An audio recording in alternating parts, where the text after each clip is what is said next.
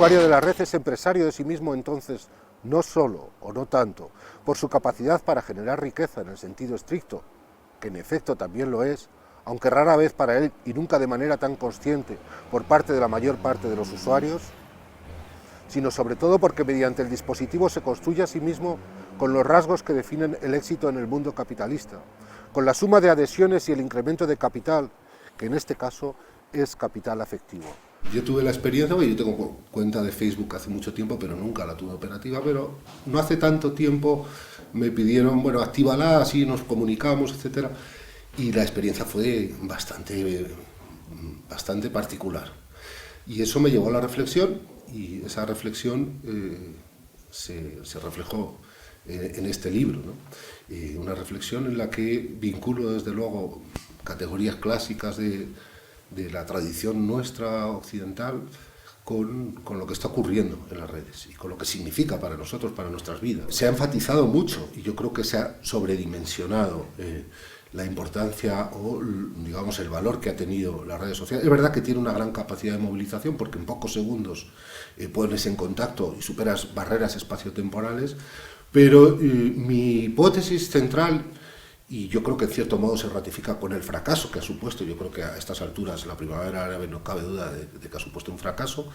mi hipótesis central es que el dispositivo que es Facebook, que es un dispositivo acumulativo, por cierto, muy capitalista,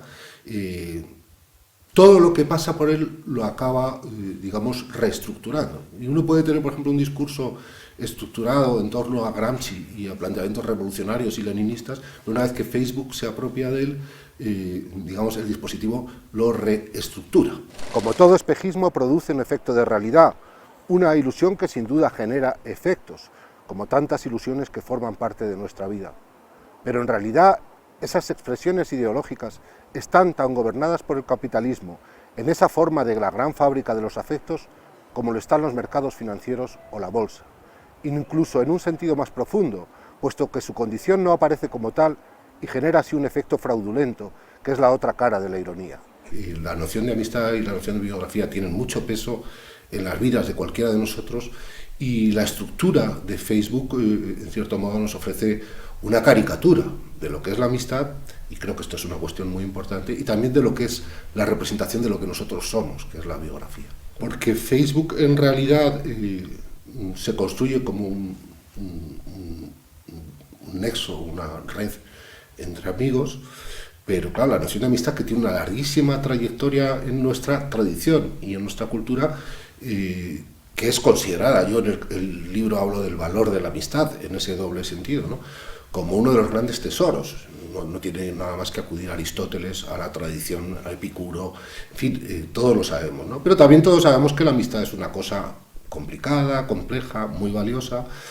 un bien escaso, y sin embargo Facebook la convierte de pronto en una magnitud cuantitativa donde uno acumula una gran cantidad de amigos, donde indiscriminadamente aparece como amistad lo que es otra cosa, que no es exactamente la amistad, ¿no? Y es ese juego el que yo mencionaba, en cierto modo está también aludido en el título, ¿no? No cualquier cosa es amistad, y hay que deslindar en qué consiste, ¿no? Y respecto de la biografía, bueno, la biografía ha cobrado un papel clave frente al viejo muro con el que arrancó Facebook, y la noción de biografía es una noción también muy cargada, porque es como nos representamos nuestra vida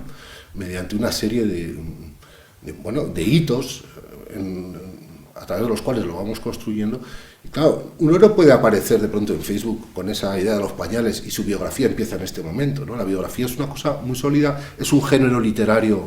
muy cargado, que tiene que ver cómo, insisto, nos representamos nuestra propia vida y que determina también entonces cómo nos vemos a nosotros mismos y lo que somos. Y en ese sentido creo que la noción de biografía y de amistad que utiliza Facebook, pues sí, corresponde a un grupo de adolescentes que es de donde surge Facebook, y yo en el libro cuento además la anécdota de cómo se crea, y no tiene mucho que ver con la amistad, tiene más que ver con una venganza, por ejemplo, con arreglo a la película La Red Social, aunque luego el propio fundador de Facebook dice que no está muy contento, pero es una venganza ante un fracaso en el que se sustituye una relación afectiva potente como es la de una pareja por, en la fase final, en la escena última de la película, por el hecho que es el gran triunfo del fundador de Facebook, le guste a él o no, El hecho de que su antigua pareja, la que dejó de serlo en el comienzo mismo de la película, le solicite la amistad de Facebook. Hemos sustituido una relación compleja, real de pareja, que no prosperó, por un simulacro de la pareja, que es esa noción de amistad. La gestión de la cuenta de la que hablábamos en el capítulo inicial es finalmente el resumen y a la vez el rostro de la ética contemporánea, la máxima expresión de ese regresar sobre sí mismo para construir una identidad, una biografía. Y ese recipiente y depósito está construido, como sabemos, en el lenguaje bancario y en las estructuras propias de una empresa simple y fácil de administrar al alcance de cualquiera. El empresario de sí mismo es entonces el empresario de la tarea que históricamente más ha interesado a los humanos, la tarea de la felicidad. Facebook está claro que nos da potencialidades y posibilidad de comunicación. Yo creo que esa dimensión no la podemos discutir, pero a la vez nos obliga a insertar eso en una estructura donde esa libertad, digamos, queda subsumida e inocentemente cada vez que uno en su muro va colgando, o en su biografía va introduciendo novedades, acontecimientos, imágenes, pues se va subsumiendo de manera imperceptible muchas veces en una estructura que le es ajena y que, por cierto, le es ajena y es la misma para cualquier usuario en cualquier lugar del mundo. Y en ese sentido, Facebook es lo más parecido a una religión, porque afectando a dimensiones emocionales y afectivas, que son las que ha trabajado toda la vida las religiones, unifica todas esas dimensiones. Y las unifica aparentemente en el ejercicio de que cada uno ejerce su propia libertad, ¿no? Cuando uno comprende el mecanismo que genera la paradoja, no estamos ya entonces ante la ironía, sino ante algo más sencillo, ante un engaño y un fraude. No exactamente un fraude, creo que fraudebook es un juego de palabras también, pero sí hay una dimensión fraudulenta. Yo no estoy utilizando el término fraude aquí en sentido jurídico estricto, pero sí creo que hay aspectos de Facebook que tienen que ver con una cierta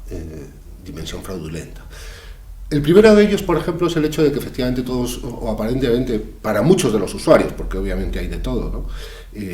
Facebook es una herramienta de comunicación inocente donde se nos da una enorme libertad o se nos presta un servicio, y eso es lo que incluso el propio Facebook ofrece, ¿no? Un servicio que es gratis y lo será siempre. Pero lo que yo vi como usuario, y luego reflexionando, me pareció obvio y evidente, es que ese servicio que se presta, que es gratis y lo será siempre, no es gratis, sino que el usuario de ese servicio, al que aparentemente se le ofrece gratis y lo será siempre, en realidad se ha convertido en un productor, y un productor de una mercancía muy particular, que es justamente la propia intimidad, la propia vida afectiva, esas dimensiones más profundas que, bueno, en cierto modo se han convertido ahora en una mercancía y convierten metafóricamente y no tan metafóricamente a Facebook en la gran fábrica de la afectividad, donde tiene millones de usuarios, de hecho 1.500 millones de productores, que no son conscientes de que son productores, que están generando riqueza y sin embargo se les dice que se les está ofreciendo un servicio. Esta es la clave del éxito, o al menos una de ellas, que reúne a cientos de millones de personas en torno a la red social.